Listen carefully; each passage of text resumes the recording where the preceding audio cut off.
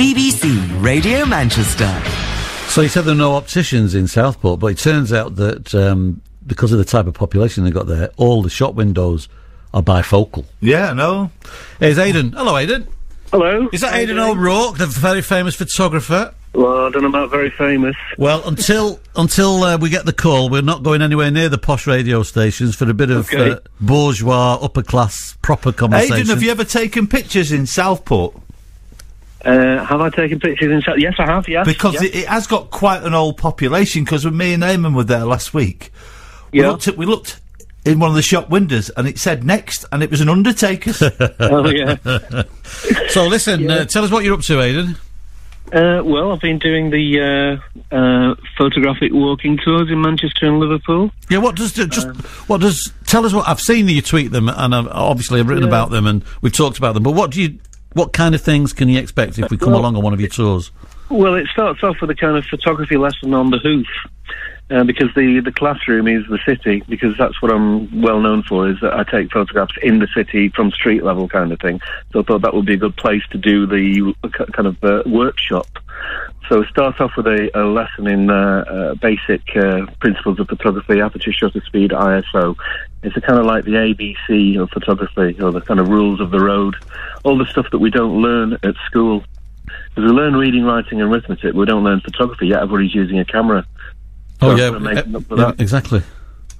And then basically you just will walk, and depending on how fast the people are able to walk or want to walk, we might only walk a few hundred yards and just take what's around us. And as they take the photographs, kind of look over the shoulder and give some feedback, and then discuss some other points.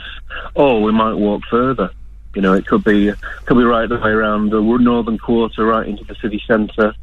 Down to the river we did one day, and in Liverpool it could be from Lime Street down to the river, and down Pierhead went up to the cathedrals as well. Well, there's some fantastic architecture in both the cities, and I know many people have said, you know, when you're walking through a city centre like Manchester, what you should do occasionally is look up, because there are great things to see above your eye line, really, aren't there?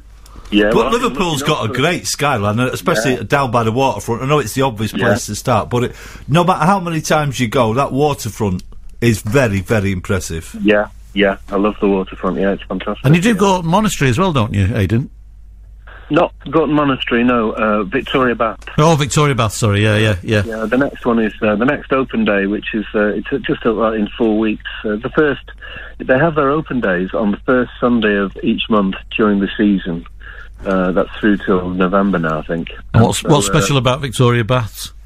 Well, the stained glass windows and the interior, how they've redone the interior, restored it, or partially restored it, and the pools and everything. And we also go up to the superintendent's apartment, which is not accessible to visitors normally, but on the photographic workshop, I'm able to go up there. So it's all peeling paintwork and all kind of, you just imagine what it was like, you know, when it was occupied. It's just full of history. Well, do you know what, Aidan, on that Victoria Baths theme, before we started this current sports season, we had a sports team away day sort of thing at Radio Manchester, and we did it at the Victoria Baths, and we did the version of the tour that you're talking about. And it's a fascinating place, isn't it? Yes. And they've got an open day today, actually, if people want to go along. From around midday, I think it opens up until 5. So. Jimmy, when you were doing a bit of presenting on television down at Urbis, and you walked into Urbis, in between the cafe and where the studio was, I know it's a football museum now, there was a huge piece of work by Aidan, which was... Oh, was that yours? Panoramic view of the city centre, wasn't it? I love that picture. Yeah, that was taken in 2006, and it was about 27 feet wide by 10 feet high. Consisted of 300 prints stuck up onto a large surface with double-sided tape, and then the entire panorama was a gigapixel image. So it's got all the detail of each individual picture has got detail. You can make out individual houses on the hills, and then when you stand back, then you get the entire cityscape. Right the way from Spinningfields on the left over to around Piccadilly on the right. So it was a 90-degree field of view. Do you know what, Aidan? Maybe it's me being easily impressed, and I don't know if they're doing it again this year, but 2 years ago we were at Wembley for the Cup final, City against Stoke, and there was a thing on the Wembley website what they did, I think they took something like 1,300 pictures inside the stadium of the crowd, and then made this composite picture where you could go onto the website and in a crowd of 90,000 people, pick yourself out and tag yourself if you wanted to. I'm not really that bothered about the tagging bit, but I just thought, what a great memento if you went. That was your first ever cup final. To be able to go to that website and, because of that composite picture, be able to pick yourself out of 90,000 people. Brilliant. Yeah. Do you know what, though? We live in a real technological age, obviously, and yet a photograph is still something that people really value, regardless of what technique you've used to take it, whether it's just a quick snap on your phone or you've gone down your ISOs and all of that you do with an SLR. Eamonn? You know, ISOs. ISOs? On your SLRs.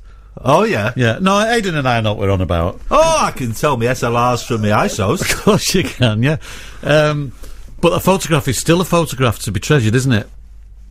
It is, but people's attitudes towards photographs and how they take them has changed a lot from the old days.